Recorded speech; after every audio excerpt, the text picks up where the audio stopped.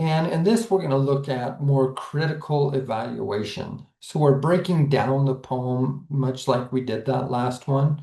We're not looking at just the outlying message. We want to look more deeply to see what this poem might mean. So we can look at our experience, of course. How do we feel when we read a poem? What are the experiences that we're bringing into the poem? We might have experienced, for example, the last poem, we might have experienced depression or anxiety, and we bring that into our reading of it. We look at how the poem makes us feel. That last one, if we have known depression, it might make us feel depressed, or it might shake us out of it like it did the reader and say, I have responsibilities, and it kind of brings us out of it. We can look at how we're interpreting the poem and the multiple interpretations, much as I did in that last stanza. Those last two lines I can interpret in different ways. Which one is correct? Could be neither, could be both, could be one or the other. I'm just looking at various ways of interpreting these lines and these words. And then can I make a connection between the details? If we are creating an interpretation that doesn't match the details, then we're probably going to need to look more critically at the different lines and the different words. I could look at that line, the horse gives its harness bells a shake, and say, oh, this is about Christmas, because we hear harness bells and we tend to think of the reindeer and Christmas. But really, the rest doesn't align with that. We do have the darkest evening of the year. That's usually the 22nd is the longest as far as darkness, but it's not necessarily the darkest. And so I'm really struggling to tie that into Christmas.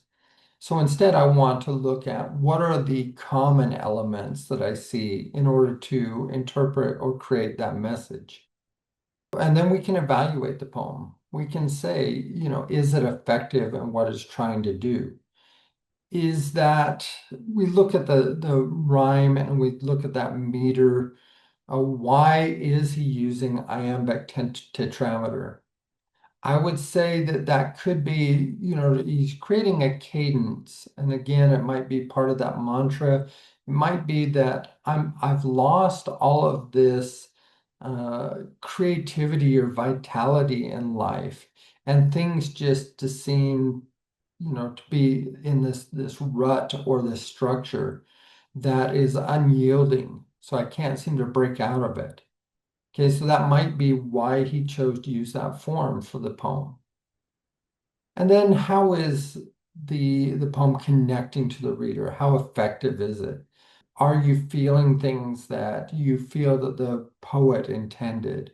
Or is this a different feeling altogether? If we laugh during that poem, I wouldn't think that that's what Frost intended. So we're looking at how it connects to the reader. And then finally, what questions does it create? What do I want to know? What is this saying about depression? What is it saying about our experience with animals and how they relate to maybe our depression? We see a lot of service animals now that are emotional support animals. Why is that? Or do they have some connection with that feeling or with how we are feeling at the time?